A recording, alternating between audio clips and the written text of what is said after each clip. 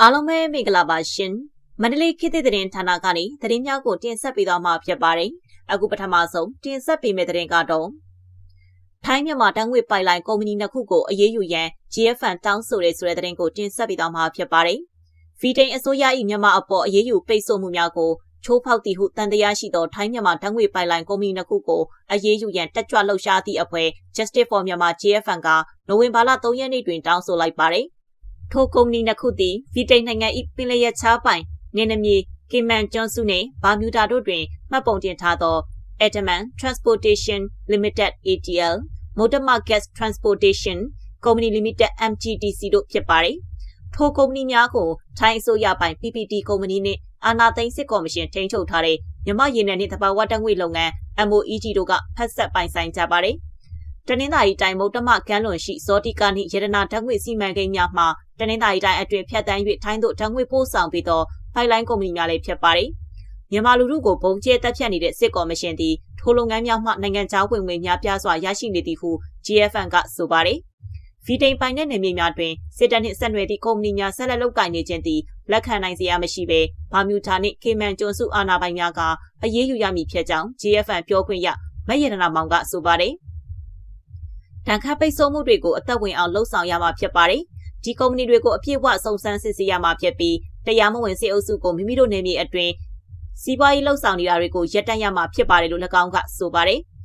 စစ်ကော်မရှင်အကျိုးမြတ်ရနေသည့်ထိုကုမ္ပဏီများနှင့်ပတ်သက်၍ GFN ကကေမန်ကျွန်းစုနှင့်ဘာမြူဒါအာဏာပိုင်များထံတိုင်ကြားခဲ့တော်လဲတနစ်ခွဲနီးပါးကြာမြင့်လာသည့်အထိအရေးယူရန်ကြံ့ကြာနေကြောင်း၎င်းကပြောပါတယ်စစ်ကော်မရှင်အသွင်ပြောင်းစစ်ကောင်စီကိုဗီတိန်က2021ခုနှစ်ကတည်းကဒဏ်ခတ်ပိတ်ဆို့ထားပြီး MOEG ကိုစစ်ကော်မရှင်ကအဓိကထိန်းချုပ်ထားရာအရေးယူပိတ်ဆို့မှုများသည့် MOEG အပေါ်တက်ရောက်မှုရှိကြောင်း GFN ကယမန်နေ့နိုဝင်ဘာ3ရက်နေ့တွင်သတင်းထုတ်ပြန်ပါတယ်စစ်ဗိုလ်ချုပ်ကြီးများအာဏာသိမ်းထားသည့်2021ခုနှစ်နဲ့2024ခုနှစ်အတွင်းပိုက်လိုင်းလုပ်ငန်းမှဝင်ငွေပေါင်းအနည်းဆုံးအမေရိကန်ဒေါ်လာ 1.88 ဘီလီယံရရှိခဲ့ပြီ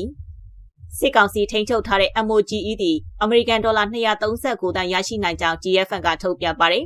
မုတ်တမကန့်လွန်ရှိဒေါ်လာဘီလီယံချီတန်ကြေးရှိသောရှေဒနာရဲတခွန်ဇောတိကအမီယစီမံကိန်း3ခုမှကုဘပေတန်းချီပမာဏရှိသဘာဝဓာတ်ငွေ့များကိုထိုင်းနိုင်ငံလျှက်စစ်တပ်အားပေးစက်ရုံများသို့ပိုက်လိုင်းကြီးများဖြင့်နေ့စဉ်တည်ယူတင်ပို့နေပါတယ်ထို့သောတင်ပို့ရာတွင်ဓာတ်ငွေ့များကိုမုတ်တမကန့်လွန်ပင်လယ်ရေအောက်ပိုက်လိုင်းဖြင့်သယ်ဆောင်ပြီးမိုင်ပေါင်း40ကျော်ရှည်လျားသောကုန်းပေါ်ပိုက်လိုင်းဖြင့်တနင်္သာရီတိုင်းရေဖြူမြို့နယ်ကံပေါက်ကြီးရွာမှကလိန်အောင်မြို့အရှေ့ဘက်မှမြန်မာထိုင်းနယ်စပ်ကိုဖြတ်၍ထိုင်းနိုင်ငံဘက်သို့ပို့လွှတ်ခြင်းဖြစ်ပါတယ်စစ်အာဏာသိမ်း4နှစ်ကျော်အတွင်းမြန်မာထိုင်းနယ်စပ်တလျှောက်ရှိစစ်ကောင်စီတပ်စခန်းများကိုတိုက်ခိုက်သိမ်းပိုက်ပြီးနယ်စပ်ဒေသကိုထိန်းချုပ်လာနိုင်တယ်လို့ဓာတ်ငွေပိုက်လိုင်းတလျှောက်တွင်လည်းနယ်မြေစိုးမိုးမှုပုံမရရှိလာကြောင်းကရင်အမျိုးသားအစည်းအရုံး KNU တာဝန်ရှိသူများကပြောဆိုထားပါတယ်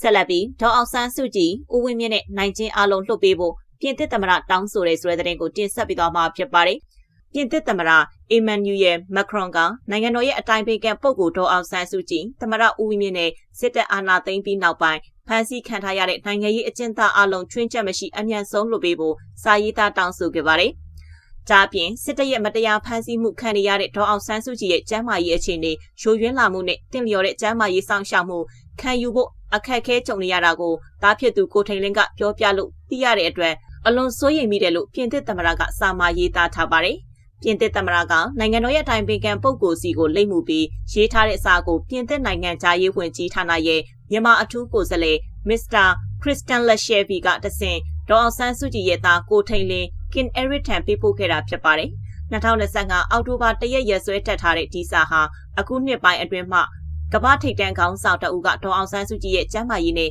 ပြန်လွတ်မြောက်ရေးအတွက်အလေးထားတောင်းဆိုတဲ့စာဖြစ်ပါတယ်။ကိုထိန်လင်းကလည်းပြင်သစ်နိုင်ငံရဲ့တနာဂယုဏတရားအားပေးမှုနဲ့မိတ်ဆွေကောင်းပြီးသားခြင်းတို့အတွက်ကျွန်တော်လှိုက်လှိုက်လဲလဲခံစားရပါတယ်။ဒါဟာအမှန်တရားငြိမ်းချမ်းရေးနဲ့လွတ်မြောက်ရေးတို့ကိုနှုတ်ပိတ်ထားလို့မရဘူးဆိုတာကမ္ဘာတဝန်းကလူတွေကိုအသိပေးလိုက်တဲ့စည်ရေးဆိုင်ရာခေါင်းဆောင်မှုတရက်ဖြစ်တယ်လို့ရေးထားပါတယ်။အသက်ကြီးလာပြီဖြစ်တဲ့ကျွန်တော်မိမိဟာအချုပ်နှောင်ထဲမှာကျန်းမာရေးမကောင်းတော့ပါ။မိမိဟာနိုင်ငံလွတ်လပ်ရေးအတွက်သူ့ဘဝတသက်တာတလျှောက်စ조사ဆောင်ရွက်ခဲ့သူဖြစ်ပါတယ်။မိမိလွတ်မြောက်ခြင်းဟာလူအခွင့်အရေးနဲ့လူကုန်သိက္ခာအတွက်သာမကမြန်မာပြည်ရဲ့လွတ်မြောက်ရေးနဲ့ငြိမ်းချမ်းရေးအတွက်လည်းအရေးပါဆုံးဖြစ်တယ်လို့သူကရေးသားထားပါတယ်။ပြင်သစ်သမ္မတရဲ့စာထဲမှာ2020နိုဝင်ဘာ10ရက်ရွေးကောက်ပွဲဟာလွတ်လပ်ခဲ့တယ်လို့ပြင်သစ်အပါအဝင်နိုင်ငံတကာကအတိအမှတ်ပြုကြိုဆိုခဲ့ပါတယ်။ဒါပေမဲ့စစ်တပ်ရဲ့ရက်စက်ကြမ်းကြုတ်သွေးထွက်တန်ယူဖြစ်စေတဲ့တုံ့ပြန်မှုတွေကြောင့်နိုင်ငံနဲ့ပြည်သူတွေအတွက်စိတ်မကောင်းဖွယ် ကာလရှည်အကျက်အတဲအတွင်းကြာရောက်ခဲ့ပါတယ်။ဒီအခြေအနေကအိန္ဒိယနိုင်ငံတွေအပေါ်တက်ရောက်တယ်လို့ပြင်သစ်နိုင်ငံနဲ့ဆက်ဆံရေးကိုလည်းကမောက်ကမဖြစ်စေခဲ့တယ်လို့ဖော်ပြထားပါတယ်။ဒေါအောင်ဆန်းစုကြည်နဲ့ပြည်သူတွေလိုလားတဲ့ဒီမိုကရေစီနဲ့ဖက်ဒရယ်မျှော်မှန်းချက်တွေတရားဥပဒေစိုးမိုးမှုတွေမြန်မာပြည်သစ်နှစ်နိုင်ငံကြားနိုင်ငံရေးစီးပွားရေးယဉ်ကျေးမှုအရာဆက်ဆံရေးတွေကောင်းမွန်ဖို့အပြည့်အဝထောက်ခံအားပေးတယ်လို့ရေးသားထားပါတယ်။မြန်မာပြည်သူတွေအသက်အန္တရာယ်နဲ့ကြုံတွေ့နေရချိန်မှာပြည်သူများနဲ့ရှင်တွဲရက်တည်ပြီးတော့အကြမ်းဖက်မှုတွေလျှော့ပါဖို့တရားဝင်နိုင်ငံရေးခေါင်းဆောင်တွေရေးဆွဲထားတဲ့ငြိမ်းချမ်းရေးလမ်းကြောင်းကိုထောက်ခံအားပေးရန်ဆန္ဒရှိတယ်လို့လည်းစာမှာဖော်ပြထားပါတယ်။ဒေါအောင်ဆန်းစုကြည်ကျမ်းမာပြီးပြန်လည်လွတ်မြောက်ပြီးမိသားစုနဲ့ပြန်တွေ့ဆုံနိုင်မယ်လို့မျှော်လင့်တယ်လို့လည်းရေးသားထားပါတယ်။နောက်ဆုံးမှာမြန်မာပြည်သူတွေအလုံးချမ်းသာတယ်လို့နိုင်ငံကိုငြိမ်းချမ်းပြီးဖွံ့ဖြိုးတိုးတက်တဲ့နိုင်ငံဖြစ်လာဖို့အခွင့်အလမ်းရရှိစေရန်ပံ့ပိုးပေးရန်အသင့်ပြင်ထားတယ်လို့လည်းမက်ခရွန်ကရေးသားထားပါတယ်။